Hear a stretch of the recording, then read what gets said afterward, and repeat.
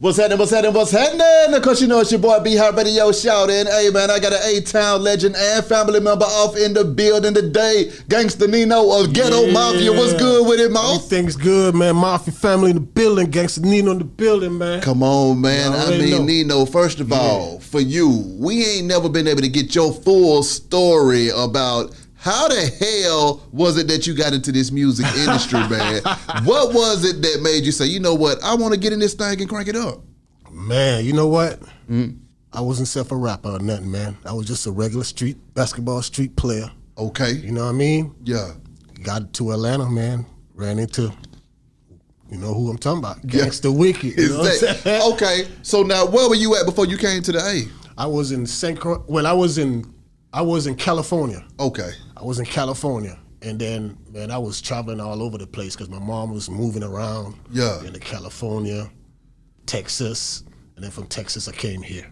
My God. So you say St. Croix, California, and Texas. And then what was it like moving around in all them places, Nino? Man, a lot of traveling, a lot of flying. Yeah. You know what I'm saying? Mom was trying to find her way, you know what I mean, and make a place for us. So I was moving around, I was young. You know what I'm saying? Hopping around until I find my home, Atlanta, Georgia. When you came to the A, what was it like when you touched down here? And what was the atmosphere like? Did you say, okay, this is home right here? How did you feel?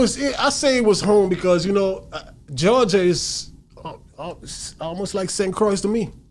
Same kind of atmosphere, the same, a lot of trees, a lot of bush, red dirt. Yeah. You know what I'm saying? Got the beach over there, Georgia, you know what I'm saying? Yeah. Everything just the same to me, you know what I'm saying? Just the people got a different accent, but the lifestyle was the same. Exactly. So it wasn't hard for me to adapt, you know what I mean? Okay. How the hell did you meet up with that crazy fool, Gangsta Wicked?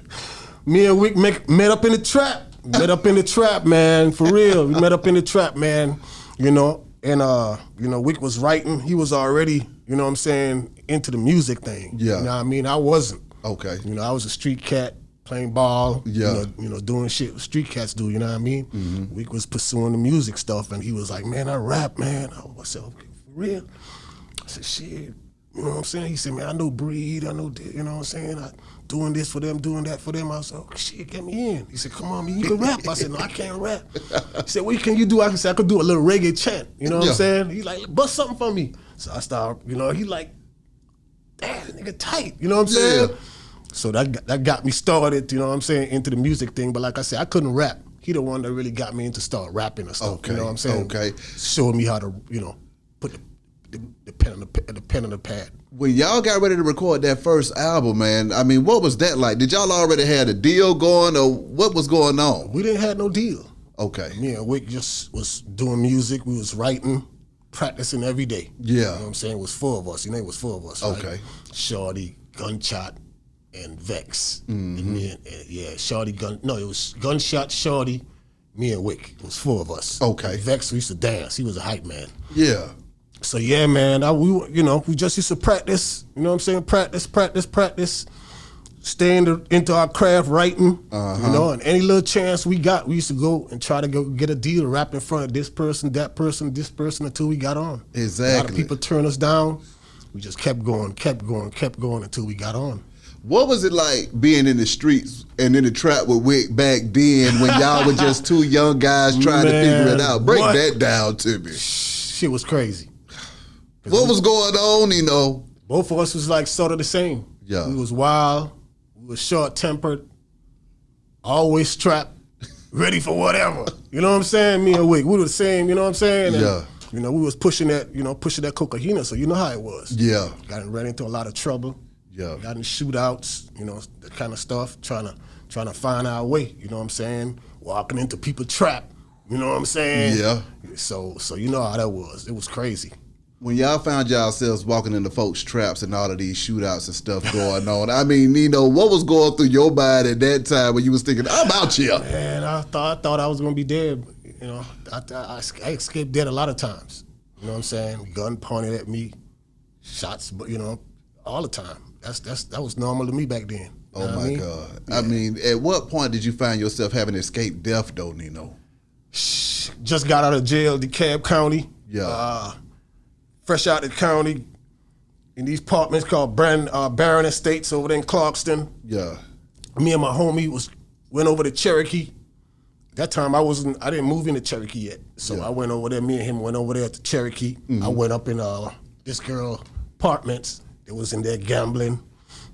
As soon as we walk in, someone just pop up and just like that, B.I. For real. Pull them. I ain't know for what. Yeah. I ain't messing with man, girl, and then Yeah. I was fresh out. Come on. No one didn't know me. He just up and raised on me. You know what I'm saying? Had the gun on me for damn near 30 minutes. Oh my God. Until I was like, I just thought I was dead already. I was like, man, go ahead and shoot. And I don't know, I think God or angel was with me. God was with me, and he, the trigger then got pulled. Exactly. He ended up walking off. And What were those early studio sessions like though, man? When y'all found yourselves in that studio recording them hits, what was that like? Man, that shit was awesome. Yeah. Because we were just hungry. You know what I'm saying? Angry, hungry. Why was y'all so damn angry, Nino? Man, because, coming from broken homes, man. Yeah. You know what I mean? Dad went one way, mom went, you know what I'm saying? I was out here on my own. Yeah. You know what I'm saying? I ain't really had no family in Atlanta to help me out with what I had to do. I had to make my way on my own. Yeah. Started off from nowhere to stay. You know what I'm saying? We out there, you know what I'm saying, trying to find our way. Yeah. So you know how that was. Exactly. So. Draw the line though, man. Draw the line. I mean, putting that project together, what the hell was going through your mind when you realized that, okay, we got this first album going and we about to blow up in this thing? That's right. That album, man, is a classic worldwide. Yeah. I mean, everywhere we was going, it was just unbelievable love, B.I. Yeah. Like, they knew all the words for every song. You know what I mean? Crazy. It's like, shit, man, that's just a classic. It solidifies, it stamped us in the game. Okay. You know what I mean? It ain't no coming back after, draw the line. Now, that's early in the Atlanta music scene, though, man. So, I mean, what was that like just getting into the music scene at that time and then navigating the music industry? Now, y'all was fresh out the trap, but now y'all in the music industry. Yeah. Man, just, traveling, doing shows, meeting other big artists. Yeah. You know what I'm saying? Meeting A&Rs, you know what I'm saying? Radio owners. Yeah. Shaking hands with them, doing in-stores. Just the whole things that come with it. You know what I mean? Behind just the studio, you got a lot of other entities that come with the game. You know what I'm saying? Exactly. Shaking hands with presidents of record labels and all this kind of stuff that we had to do just to, just get in there. Radio play. You know what I mean? Meeting these people that work at the radio stations and stuff like that. So we had to do a lot to really, get in there. Recording Everyday Thing with MC Breed, man. What was it like when y'all got in there with Breed? Man, I was just goddamn MC Breed.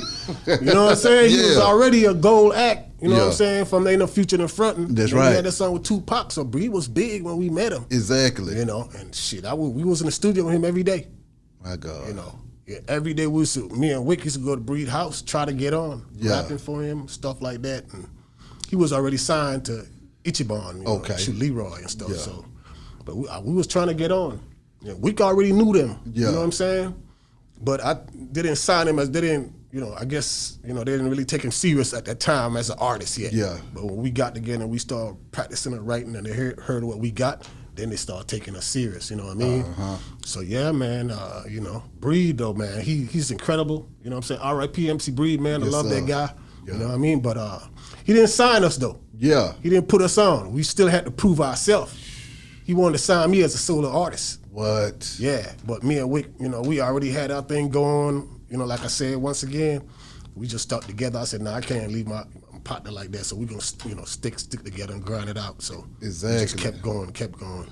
Who was it that saw y'all and realized that, okay, y'all got something. Let's go ahead and put the money behind them and get them in the studio? You won't believe who. Same guy that signed MC Breed, his name is Leroy McMath. Power Records. Okay. His wife is the one that signed us. What? And she was out in California at the time. Crazy. Working on guess who? Spice One. Spice One was our first artist, and she pushed him, sent him the gold. He had a gold record at the time. Yeah.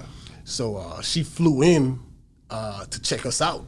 because you know people been telling us, hey, them guys dope, you gotta come check them out. Yeah. You know what I'm saying? So she came, she flew in, we met in a little room, me and Wick started rapping for her. We had to do 4 or 5 songs, sweating like a mother.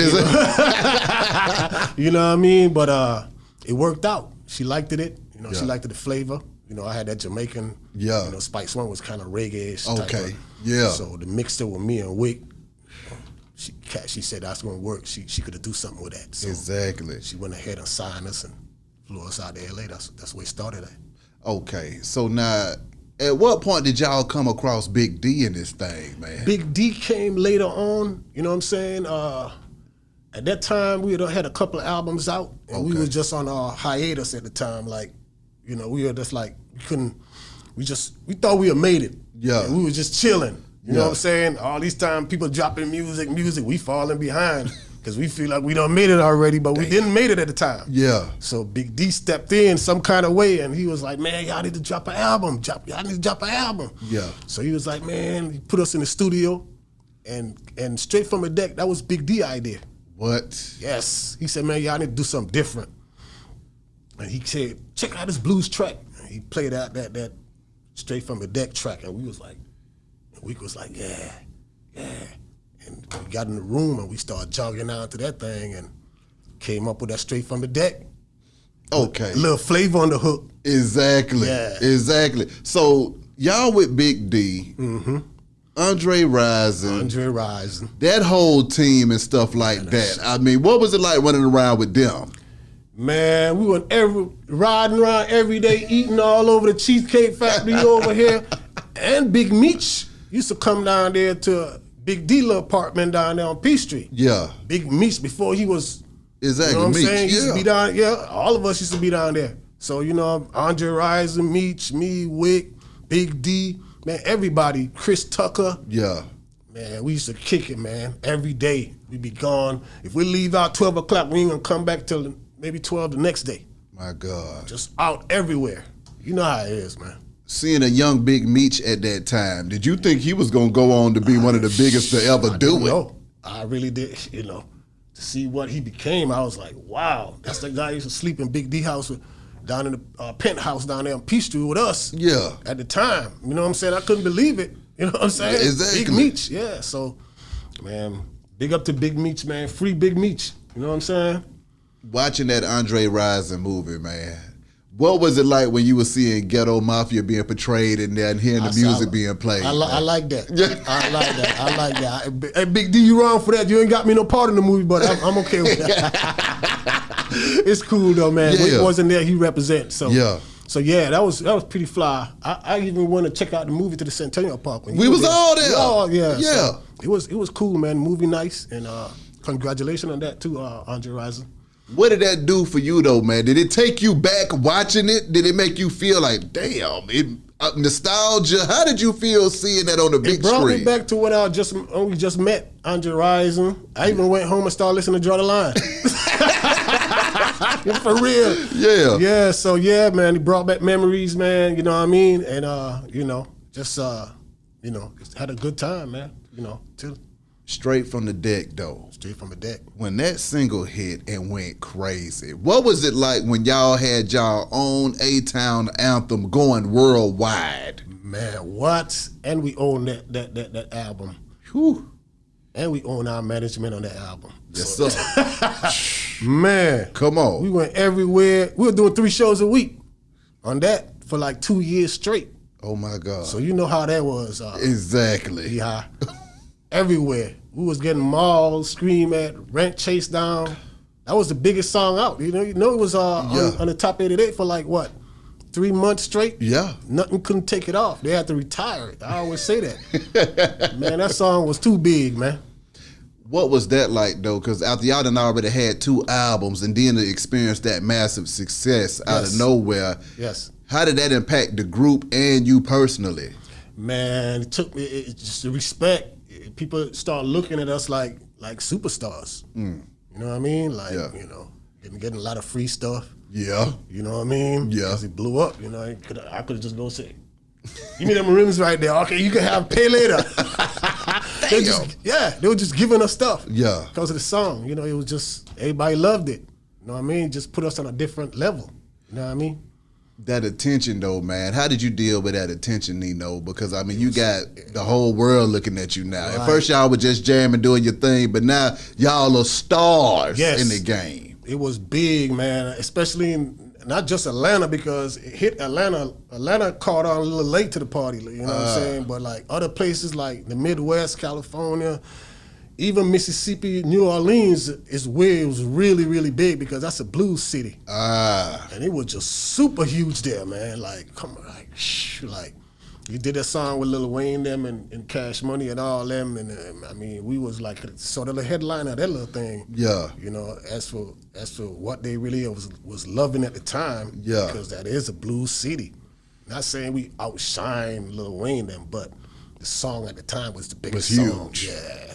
I mean, take me there though, Nino, because I mean, everybody don't get a chance to experience having a hit song that you can travel and perform. You're making money off of it. Everybody's seeing you and all of that stuff. Yeah. What is that experience like, just being able to say, okay, we made it, man. We did this and we are it. And then did you feel any pressure to do it again?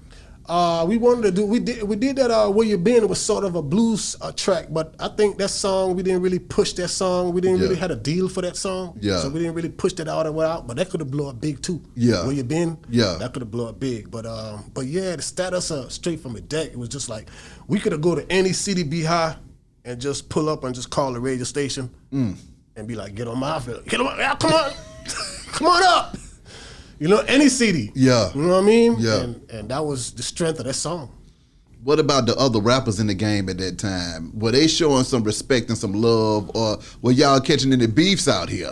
We ain't really had no beefs. We had a little run-in with 8 Ball and MGG at the time, you know. Yeah. You know, but that was a while back. But I mean, you know, we didn't really had no beefs. You know what I mean? Yeah. But Straight From the Deck, man, everybody loved that song.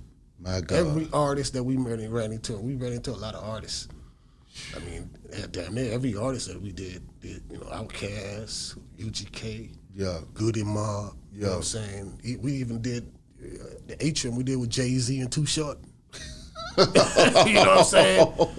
Every major act that you could think of. Did y'all get a chance to holler at Jay when y'all seen him at the Atrium? How did that go? Man, Too Short was standing right by me.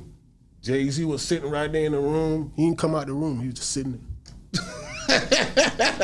Jigga man, you know what I mean? Yeah. Yeah, it's the Atrium, KRS-One. Yeah, that put us in there, man. Who were some of your favorite artists that you got a chance to rub shoulders with and talk to that you enjoyed being able to speak to them, or did everybody piss you off when you got a chance to meet them? I want to say Outkast, man. Yeah. Outkast, because they came to our first video shoot. Big Boy and Andre. Yeah. Pulled up at Bernard's Records. My God. Yes, you remember Bernard's Records? Yeah. They pulled up and we were shooting our video of Straight From the Deck with MC Breed. Yeah. Breed came too. Top Authority came too also. Yeah. And Outkast, man, I gotta say Outkast. And you know, there's a lot of other group. I like Top Authority, you know what I mean? But like Outkast, I'll say. I can dig that. Yeah. So now after that, it's time to make another album, man, and drop more music. Yes, sir. And it's On the Grind time. On the Grind goes crazy as well, man. I know. Every album we drop, I can't, it's just a toss-up.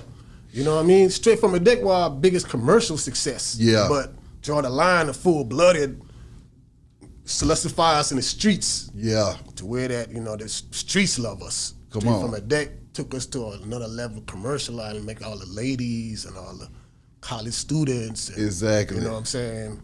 The commercial world accept us with that song. Shooting the video for Straight From the Deck, with y'all having all of them cameos all over the place, man. What was that like, putting that out? And then also getting that thing on BET and everybody watching it. Come on now. Hey, it was shooting Straight From the Deck. He had a lot of people. We was all in the warehouse, driving all over the city. Man, we was everywhere. We was down there in what's the name of that street? Marietta Street? One of those streets, man. We shot everywhere, B-High. Yeah. You know, I'm doing that Straight From the Deck. A lot of that was a big budget video. My God. You know what I mean? So, I mean, you know, I enjoyed it. Vic enjoyed it, you know. what did that do to y'all clout and stuff though, being on television now? Because see, it's one thing to be on the radio, it's another thing to be on full rotation on TV too. Ooh, it's hand to hand. Yeah. 'Cause we really, I think we got the most plays on BET and MTV. But BET, I know we have, I mean, they ran us like as much, we had as much spins as Outkast, Lauryn Hill, those artists, and they were major. We independent. Yeah. I mean, all the way independent. Yeah. We didn't have no major promotions at all. Everything was just independent. You know what I mean? Independent, but we was getting spins, so you could imagine how big we was coming from a small label like that. Come on. But with major push. Indicator, that's my favorite right there. Okay. How did y'all put that banger together, and what was it like putting that visual behind that too? Oh man, it was incredible. Sat down in the room, me and Wick going back and forth. We just sat down and hash it out. Yeah. Like we usually do. We used to sit down and write a lot, and we used to practice a lot. Okay. You know what I'm saying? Because we were just starting out. We was, like I said, we were hungry, Beehive. Yeah. We had a lot of things inside us we wanted to let out. Come on. 'Cause we were in the streets for real. Exactly. We didn't just pop up from high school and jump try. You know what I'm saying? We Come was on. really out there. You know what I'm saying? Exactly. So, we know the routes to take and what to say and what to do. So, it was kind of easy to put the pen on the pad. Exactly. You know what I mean?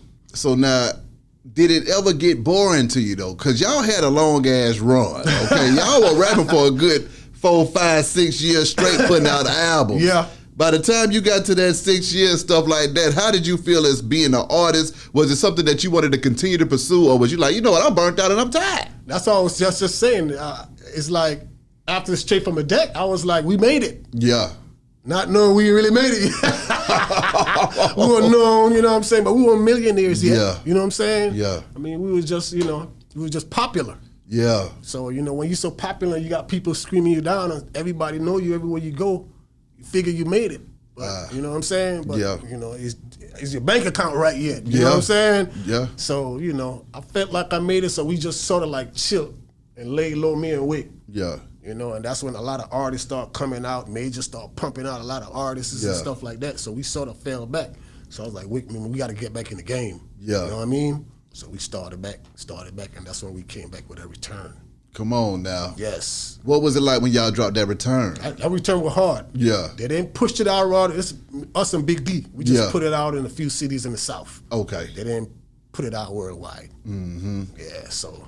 What about working with Pastor Troy though, man, and DSGB? Oh yeah, Troy, amazing man. Troy and Lil Pete. Yeah. Lil Pete. What up, though, Pete? Yeah. Yeah. So yeah, Troy be going in. I turned Wick on to Pastor Troy. Okay, now how did that happen? Man, I was in the hood riding around, and somebody brought me his CD. He was like, check this out. Yeah. I put it in. I was like, hell yeah, that shit that hard.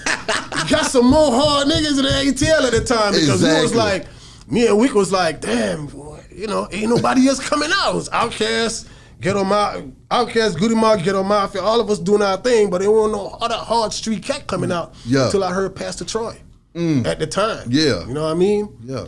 I was happy. It's like, it's some more. Exactly. You know what I'm saying? so yeah, Troy, man, I bumped that Troy, turned Wick onto that Troy. Wick was like, I said, Wick, check this shit out. Wick was like, man, that shit hard as hell. You know what I'm saying? So yeah, big up to Pastor Troy, man. That shit there, he came on in. What was your favorite time in the game though, Nino? Man, you talking about year?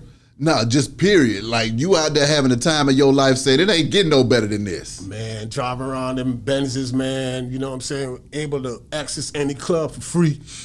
You know what I'm saying? Yeah. Eating out anywhere we want to, partying, man. All day long. Yeah. Life was just great. Could do anything we wanted to do. We had the key to the city at the time. My God. Yes, man. My God. Flying around, you know what I'm saying? Every city we land, touch ground. As soon as we got to the airport, Ghetto Mafia. You know what I'm saying? It's just like a welcoming party everywhere we went. You know what I'm saying? So. At the end of the run, what was that like for you after y'all put out y'all last project and y'all said, you know what, let's go ahead and cool out for a little while? Man, that return, I think, was the last album we put out. Mm-hmm. And we just put it out in a couple of cities, and we would just chill. We would just, I said, you know what? Mm-hmm. Ain't nothing we could do to get no bigger than what we was unless we go major. Yeah. You see what I'm saying? Yeah. So we figured the next album should be with a major sponsor. Mm-hmm. But the game changed. You know what I mean? And you know, artists coming in and blowing up themselves, getting their own following, using the internet to access their music. It didn't had all that back then. You know what I'm saying? So we just laid low and we was looking for a major. You know what I'm saying? Nothing came to the table no good deal came to the table. So we just chilled out and said, you know what? We're just gonna come back and do our own album. Let's just drop singles and video until somebody come and hand us the right deal. Yeah. But from that, we just gonna chill out and do our little thing. I feel you know that. What I mean? That's just the best way. Because it didn't make no sense going with another independent label. We were speaking of the indie. Yeah. What independent label could push Ghetto Mafia? Come on now. You know Come what I'm on now. Ain't nothing, our name too big. Yeah. You see what I'm saying? Ain't nothing they gonna be able to do to make us any bigger than we already is. You know what I'm saying? So we just lay low and we're doing our own thing. What was it like returning back to civilian life and just saying, you know what, I'm going to just go ahead and relax and get back with the people? You see what I'm saying? Yes. I was too popular to work any other place, so I started my own little window company. Yeah. You know what I mean? I was doing contracting for a window company just to get money to put in my own music. That's you know right. What I'm saying? So I started doing that and, hustling. Exactly. Just to keep money in my pocket.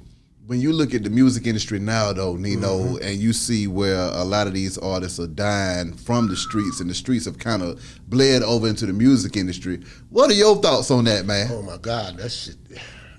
I'm just sick of seeing young black male dying. Yeah. But it's the gang activities and all the beefs. Yeah. The majors are putting out these artists, man, and they just letting them say and do what they want to do. You know what I mean? And that stuff sells. Yeah. And the major makes money off of it. Yeah. A lot of the time, you see some ad running with an artist beefing another artist. Sometimes the artist don't have no control over that. It's the label's the one that's doing that because they selling the music off the beefing and getting them folks killed. My God. Yes.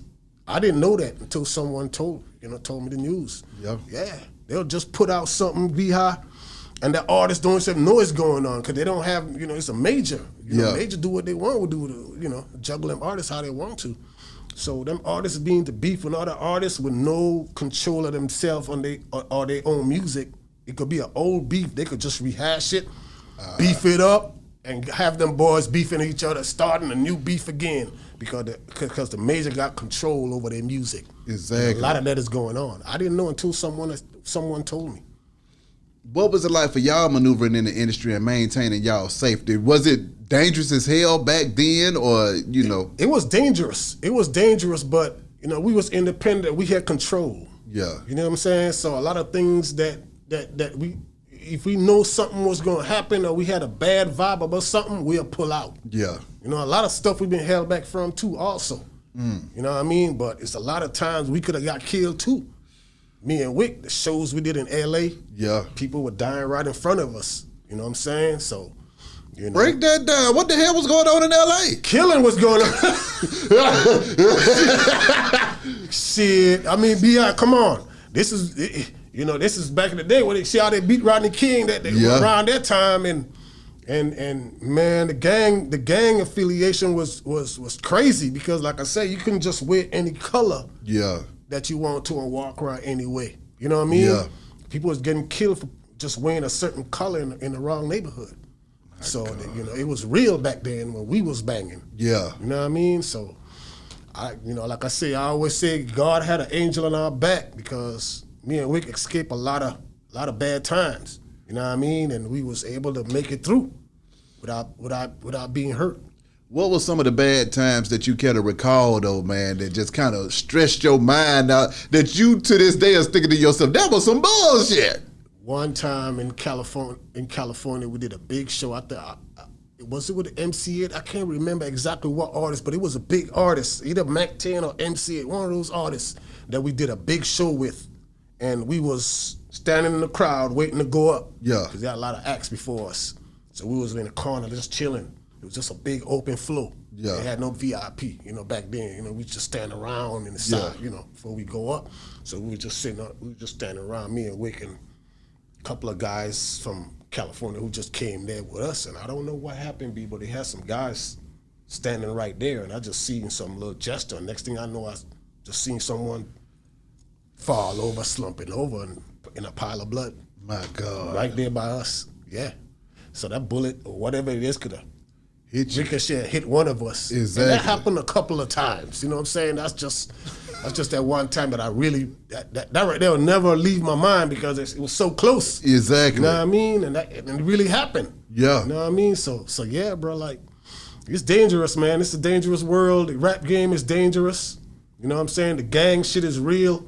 You know, I don't know about now. You know, a lot of it's like a pretending acting thing now. You know what I'm saying? With a lot of people with the gang stuff. But you know, when we was coming up, that shit was real. Can you speak on the brotherhood that you and Wick had though, man, and y'all relationship throughout it all? We was cool. Me and Wick, man, Wick was like my brother, man. We never got into it. You know, a lot of groups break up. Yeah. And they get into fights and get into arguments. Me and Wick never had that problem. Yeah. You know what I'm saying? We was like brothers. Yeah. We stayed with each other. Yeah. You know what I'm saying? When Wick, he ain't got no place to stay, he come stay by me. When I'm fucked up, I go stay, you know what I'm saying, by him. Yeah. So we was just always, you know what I'm saying, like brothers. Yeah. Living with each other, you know what I'm saying? And hustling, you know what I'm saying? And just we just had a connection. Yeah. We ain't never had no beef or fighting against each other, misunderstanding, a little grab and stuff like that. But we never had no beef to where I'm trying to kill that man, trying to kill him. Be like some of these are breaking each other house, stealing money. We never had no money problem. We manage our own money. We made our own money be high. We never had a problem about money. Yeah. We just kept it 100, 50 for you, 50% for me. Exactly. You get your money, I get mine, and that's it. Come on. We just kept it G all the way up till now. We still cool as shit. Exactly. Hindsight being 2020 though, man. What would you go back and tell a young Nino getting into the game? Learn about the business side of it first. You know, because artists get into there just want to be a star. Yeah. You know what I mean? I don't knock them because I was the same way because I didn't know. Yeah. You know, you got to learn. You got to burn to learn. But I'll tell these new artists to learn the business side first and make sure your paperwork's straight. Yeah. Because that's 99%. Even though talent is everything, but in rapping, the business part is everything. That's real. You see what I'm saying? 99% is business paperwork. You got to know so you can get paid. If not, you just, they're going to get screwed for a long until they learn. Yeah. You know, so yeah, artists, learn your paperwork, man. Get your paperwork straight and you'll be okay.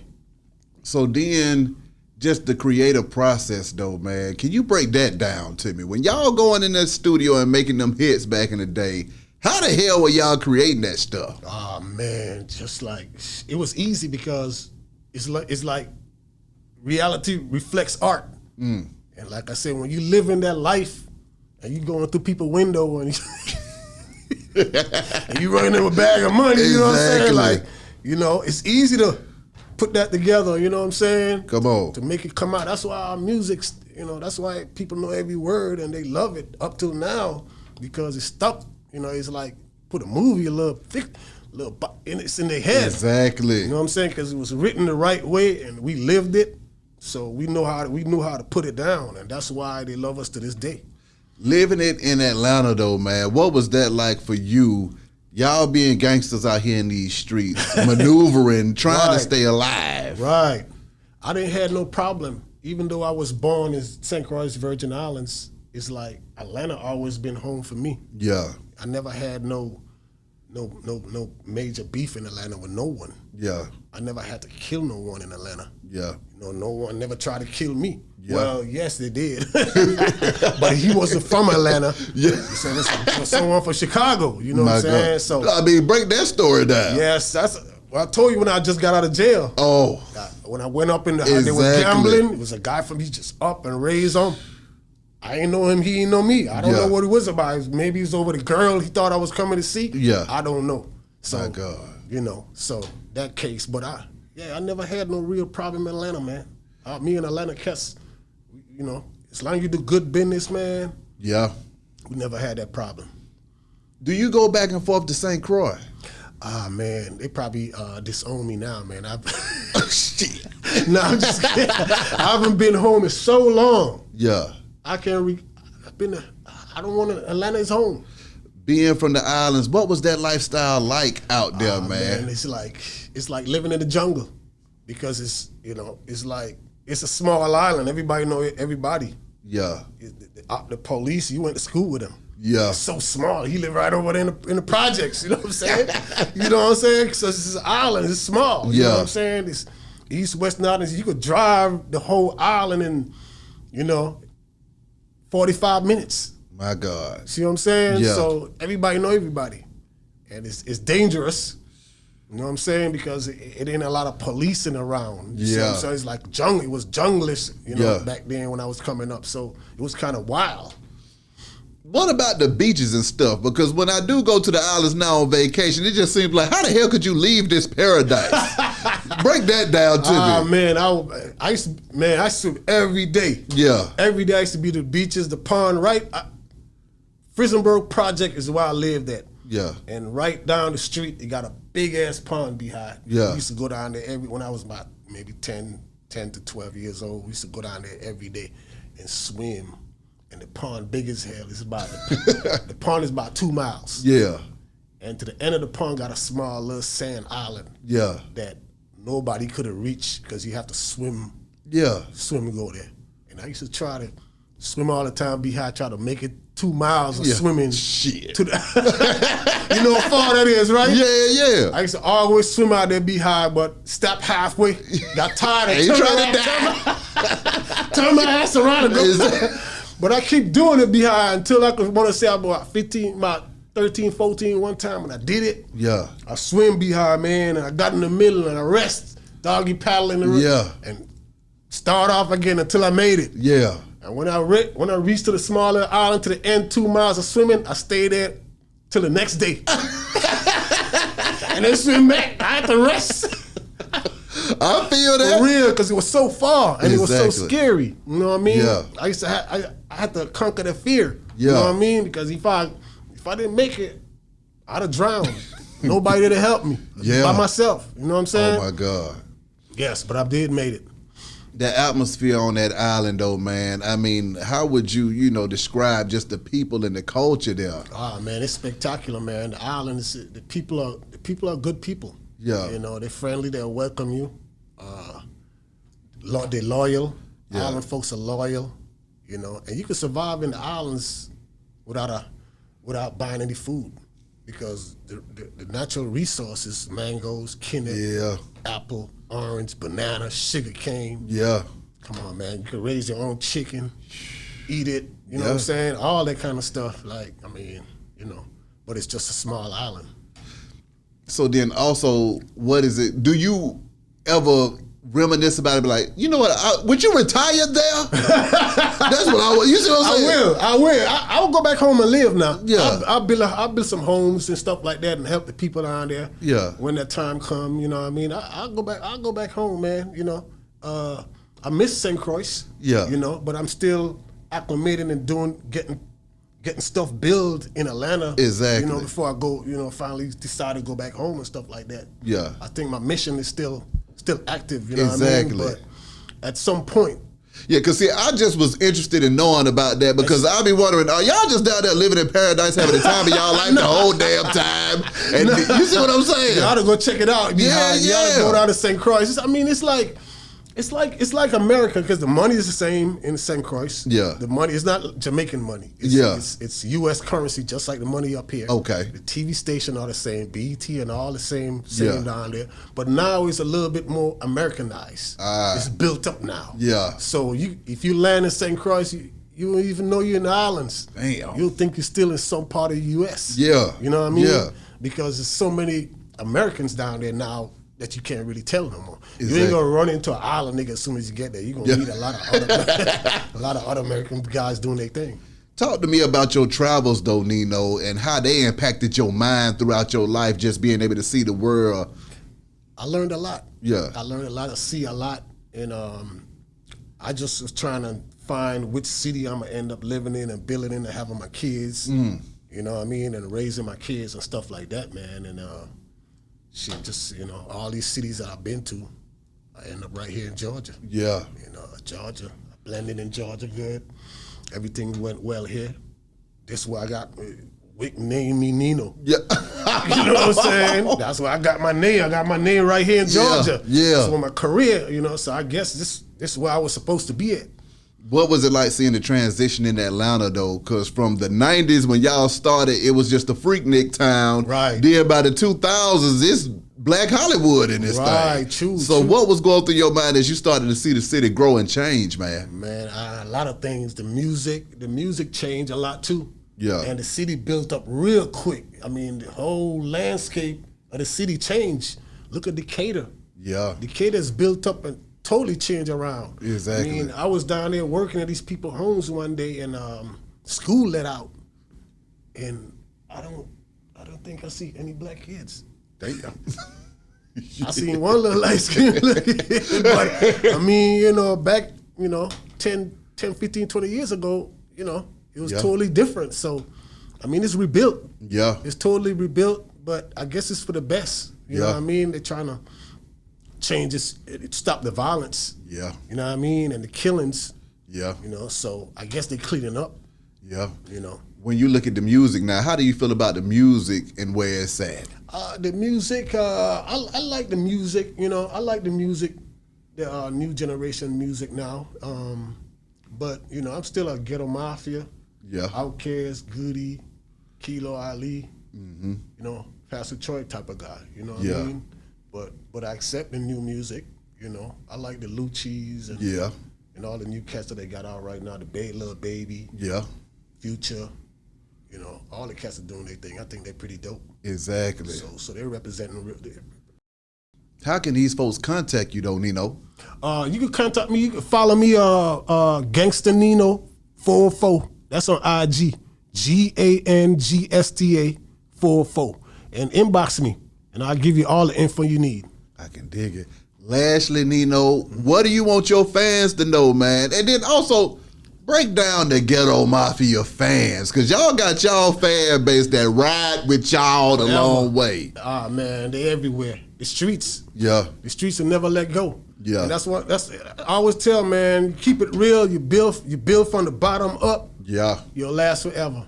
Yeah. Because if you go all the way up BI and you fall down, you're gonna fall on your foundation. Yeah. It's not going anywhere. Exactly. So it'll never die out. Yeah. They're just gonna build up. You could just build back on top of that foundation.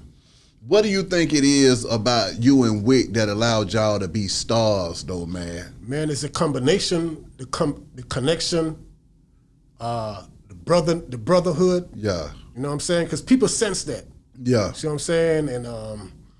And also how we sit down. A lot of artists just comes in and freestyle on a track. Yeah. And we sit down together and write. Back and forth. Yeah. You don't like something, man, change that. Yeah. You know what I'm saying? Yeah. Oh, that shit hot. Nino, check this verse out. Wick could write me a verse or two. Yeah. I'll write him a verse. You know, you know, that's how we do. Yeah. He write for me sometime, I write for him sometime. That's right. Just like if I'm stuck with the pen, I'm asking Wick for help. Exactly. Help me with this line, come on bro. with it. You're like, man, put it. If he's stuck, he's like, would you help me with this line? You know what I mean? Behind it, I give him, and that's how, and people sense that. Exactly. So that's how we, you know, got the love from the streets. I can dig it. For real. Lastly, man, hit that contact one more time, and anything you need to get off your chest, Nino. Gangsta Nino, follow me, Gangsta Nino, GANGSTA 404.